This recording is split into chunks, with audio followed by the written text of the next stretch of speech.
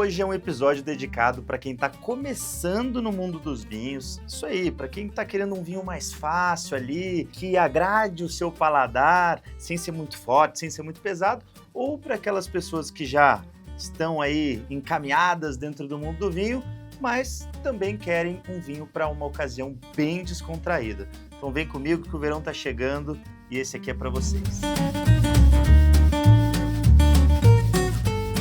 Olá, eu sou o sommelier Rodrigo Ferraz, porta-voz de vinhos da Adega do Pão, e como eu disse, o episódio de hoje traz alguns vinhos muito descontraídos, daquele descomplicado mesmo, sabe? Para você abrir sem grandes pretensões, num dia mais quente, colocar seu vinho num balde de gelo e servir ele ali mesmo, sem necessidade de harmonização. É lógico que eu vou trazer também algumas dicas para você combinar ali com pratos legais, mas não tem necessidade disso, viu? São vinhos que vão muito bem ali por si só. E começando, o primeirão tinha que ser, né? Vinho verde, esse daqui da marca do Clube de Sommeliers, que é uma marca própria do Pão de Açúcar. Vou mostrar o rótulo aqui para vocês. Eu acho um rótulo muito bonito, até achei de muito bom gosto. Eles mostram um pouquinho lá, uma cenografia ali da região do Minho, que é onde é produzido o vinho verde. E já fica a dica aí para vocês, que vinho verde não é tipo de vinho, viu, galera? Isso aí, principalmente para quem tá começando, vinho verde é uma denominação de origem que está atrelada à região do Minho em Portugal. Pô, mas por que eles chamam então de vinho verde, né? Que história é essa? Na verdade, os vinhos verdes, que podem ser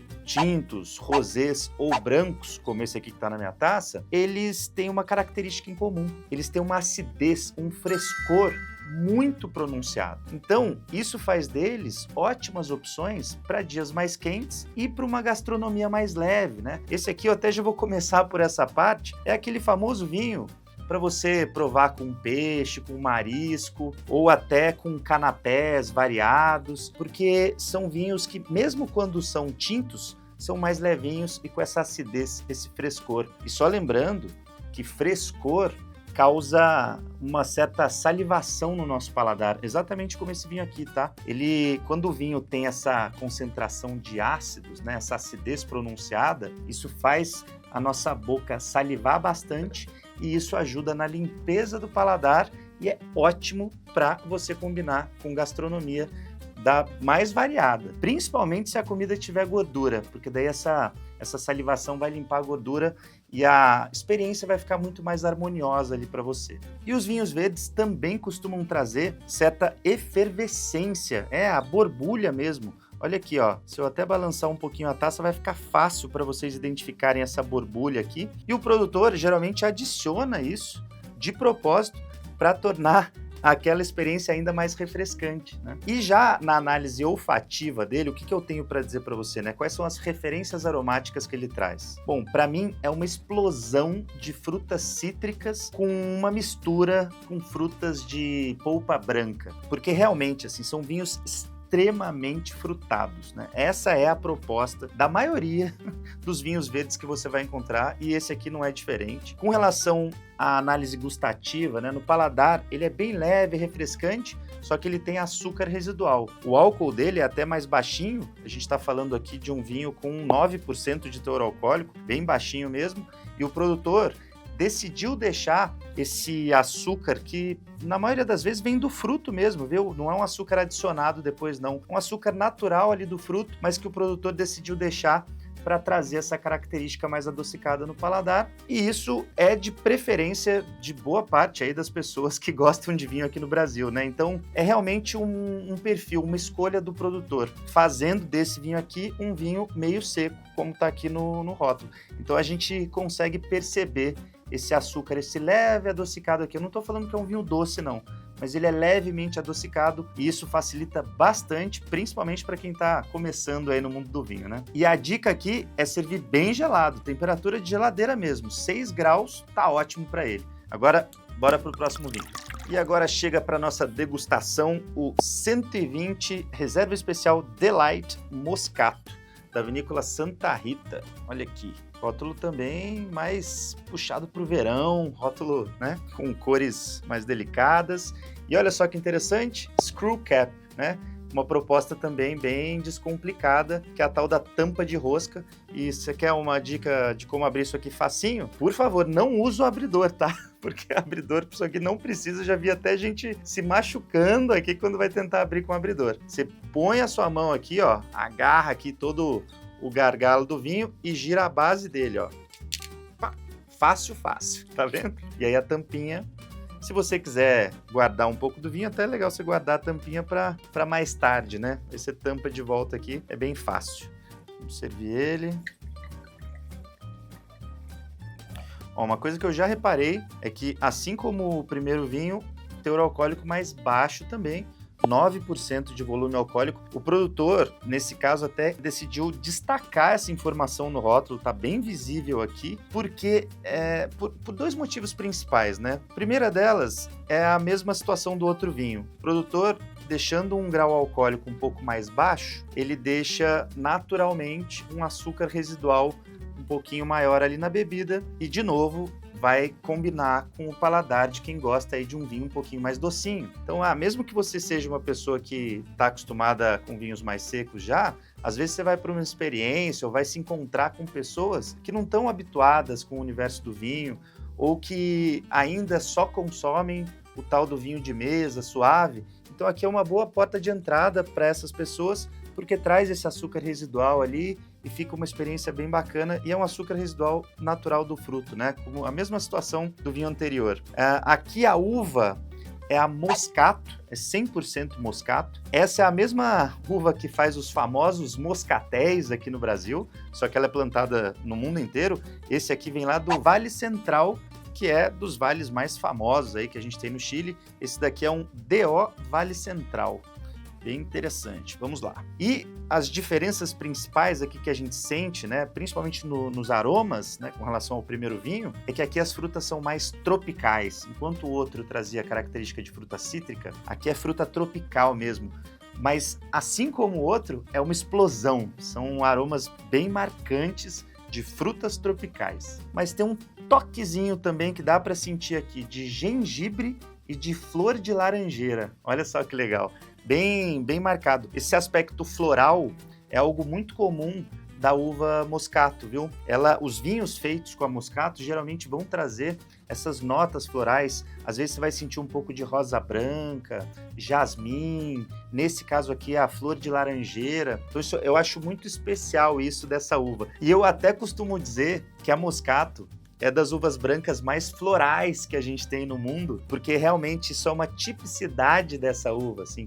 Quase todos os vinhos que eu já provei com ela trazem essas referências. E no paladar, é um vinho que, apesar de ser refrescante, ele tem um pouquinho mais de estrutura, um pouquinho mais de corpo que o primeiro vinho. Enquanto o vinho verde costuma sempre ser extremamente leve, a Moscato já traz um pouquinho mais de estrutura. Eu não estou falando que é um vinho encorpado, longe disso, mas ele já traz um toque de untuosidade. Olha que palavra bonita. Sabe quando você unta a panela com azeite ou com manteiga? Então, alguns vinhos trazem essa sensação para o nosso paladar, que é aquele preenchimento de boca, e esse aqui tem um pouco dessa característica. E também adocicado mesmo, né?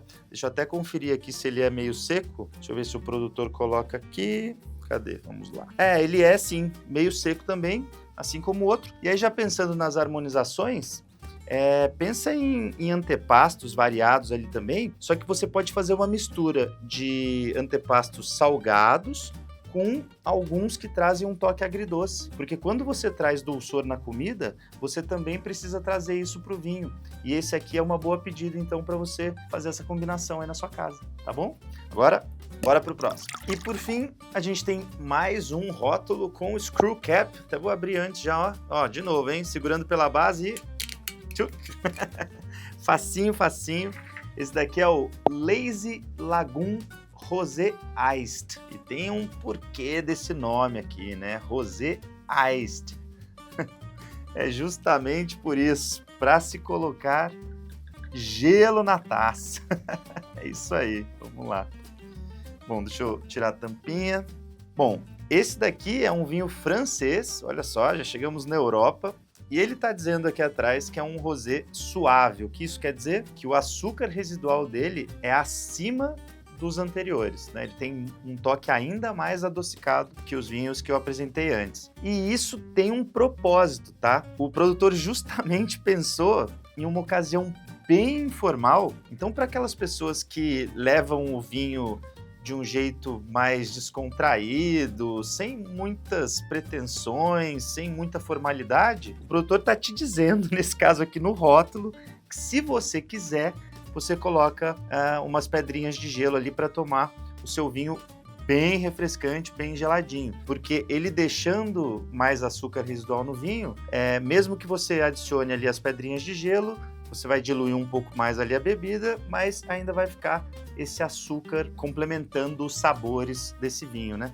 É uma proposta, eu não tô nem falando que eu defendo isso ou não, mas eu defendo pelo menos a liberdade das pessoas beberem o vinho delas da forma que elas preferirem, né? E também tem mais, já vi algumas pessoas usando este vinho aqui para fazer sangria de vinho, né? Misturando com algumas frutas e tal, também. Mais uma proposta aí, mais uma sugestão. Se você não é desse tipo, né, não quer colocar pedra de gelo no vinho ou não quer usar ele para sangria, se for tomar ele puro, eu recomendo servir bem geladinho também, né, igual lá o primeiro vinho, só o do meio, só o moscato que você pode servir um pouquinho acima ali, só que no máximo 10 graus, tá? Porque todos esses aqui do episódio de hoje são para você tirar da geladeira, colocar num balde de gelo e servir. E no quesito harmonização, o fato dele ser suave, você vai poder harmonizar ele com frutas, né? Salada de frutas, por exemplo. Então, olha só, já ganha novas possibilidades aí de harmonização, né? Porque o açúcar é isso. Se você tem bastante açúcar no vinho,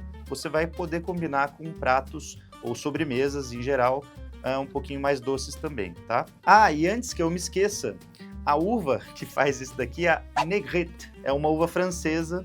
Ela não é das mais famosas, mas ela é muito usada assim para fazer vinhos rosés de cor bem clarinha, né? Um salmão bem clarinho. Olha só, deixa eu até mostrar para vocês. Pegando o papelzinho, olha só que bonita essa cor.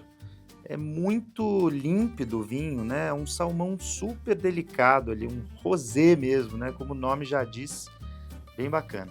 Com relação aos aromas dele, ele traz referências de frutas vermelhas recém-colhidas, assim, é algo muito fresco, né? E no paladar, ele também traz essa característica de frescor, mesmo ele sendo mais doce. Só que é um vinho mais leve, mais descontraído, e ele não é um vinho que preenche a boca como o anterior, ou que você fica sentindo ele por muito tempo no paladar, nada disso. Ele passa bem ligeiro, bem refrescante, bem levinho. Assim, de fato, um vinho sem cerimônias, tá? Um vinho para quem está começando aí, eu tenho certeza que vai adorar. E se quiser harmonizar com algo além das frutas que eu falei, vai de carpaccio de salmão defumado ali, sabe? Aqueles que você compra no Pão de Açúcar mesmo, tem? Quando já vem a fatia bem fininha, com aquele salmão defumado, ou com comida japonesa. Tenho certeza que vai ficar muito interessante também, beleza? Então, olha, espero que você tenha gostado do episódio de hoje. Se você é um iniciante no mundo do vinho, ou se você já tem ali uma trilha percorrida, mas quer também aqueles vinhos mais descontraídos, mais leves, mais fáceis, então aí 3 dicas muito bacanas para você. Não esquece de deixar o like, isso é muito importante pra gente. Se você ainda não é inscrito no canal, sinta-se em casa, se inscreva aí, porque toda semana a gente traz conteúdos bem fáceis, como esses vinhos aqui para vocês, sobre o mundo dos vinhos, e todas essas indicações você encontra na nossa queridíssima Adega do Pão. Te espero no próximo episódio, pode ser? Então, até lá. Cheers! Pão de Açúcar.